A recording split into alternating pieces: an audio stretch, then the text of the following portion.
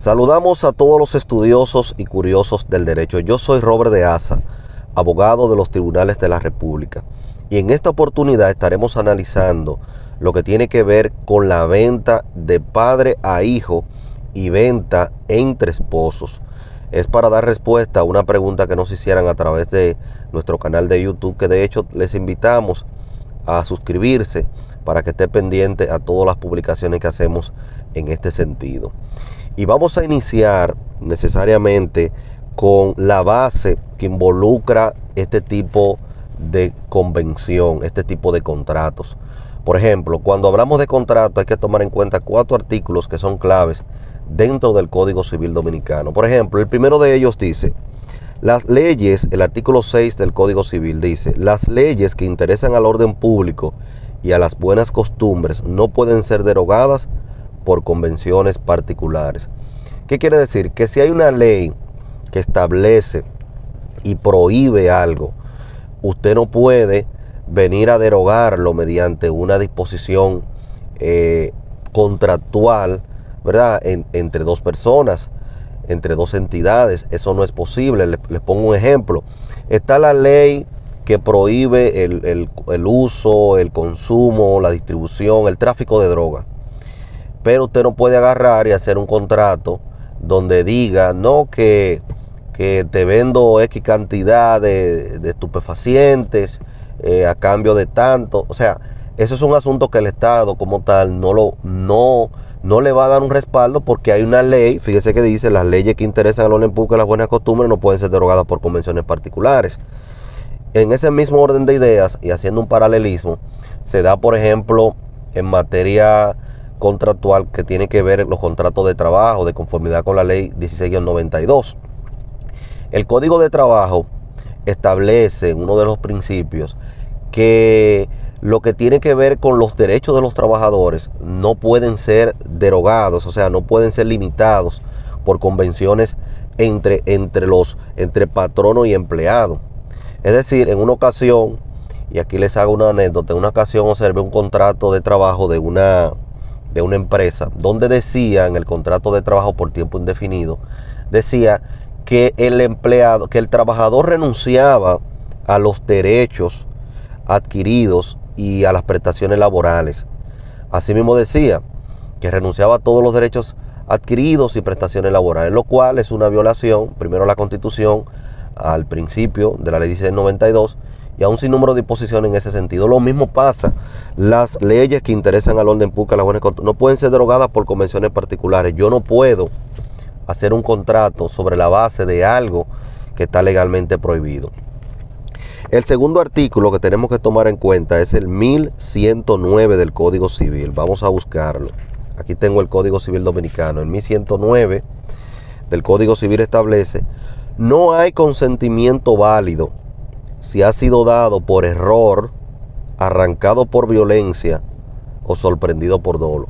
Cada una de esas disposiciones tiene un contenido, un desarrollo en sí. Solo estamos enunciando para que usted tome en cuenta y pueda usted profundizar. Porque si nos vamos a analizar, no nos bastaría aquí hablando de lo que tiene que ver con el error, con la violencia, con el dolo, porque cada una tiene un mundo que analizar.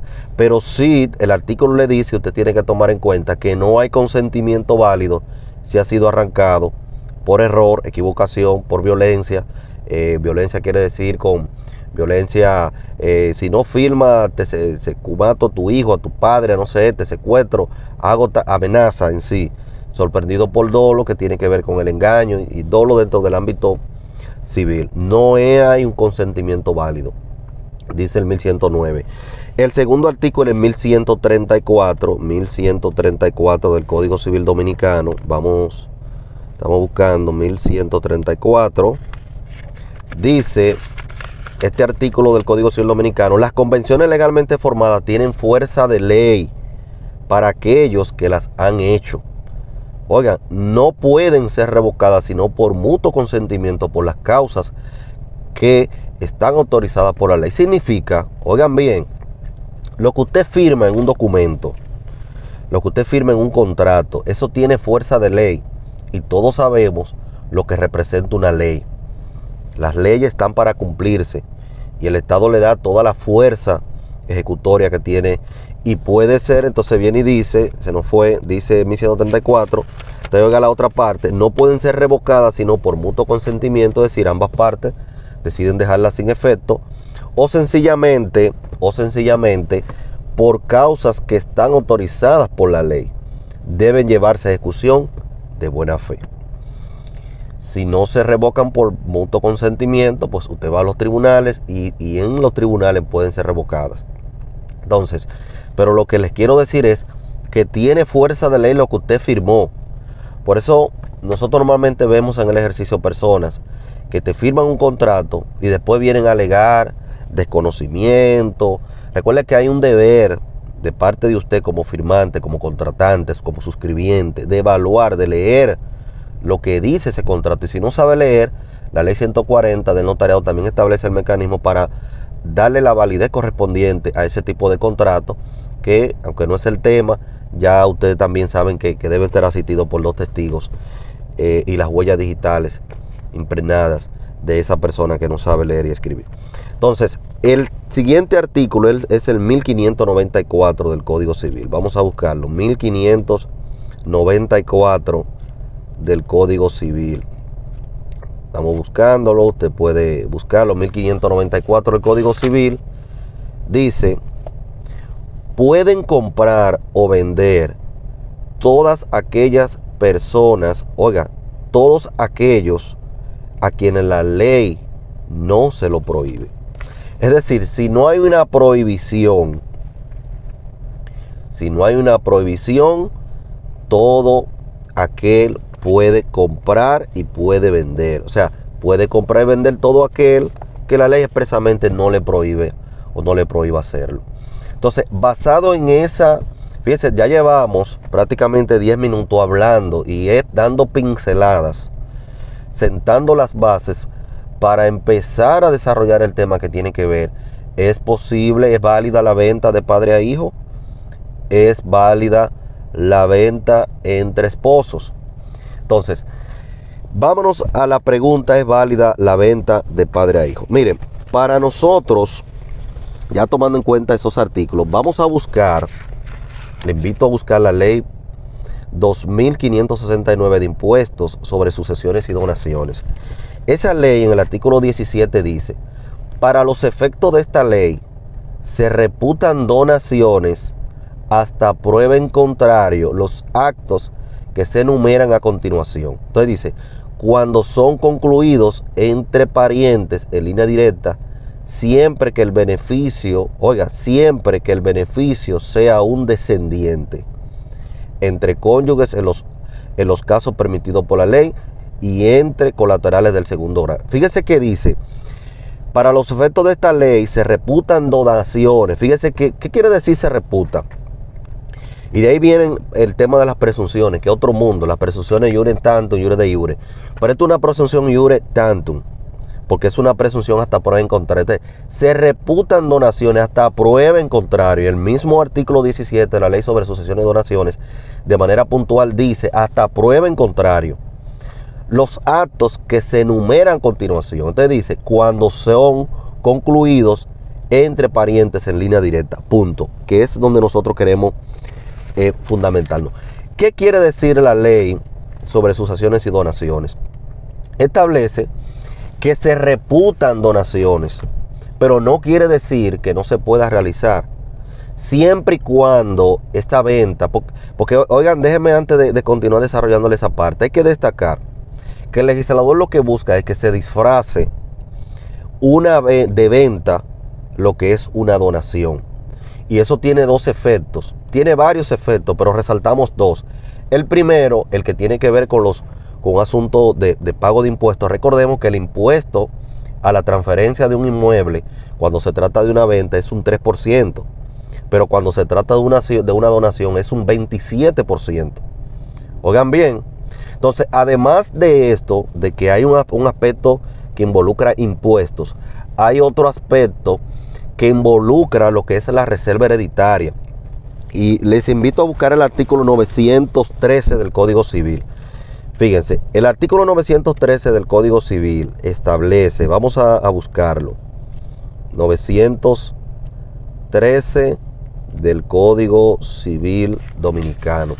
Aquí lo tengo, dice: las donaciones hechas por contrato entre vivos o por testamento no pueden exceder de la mitad de los bienes del donante si a su fallecimiento dejare un solo hijo legítimo.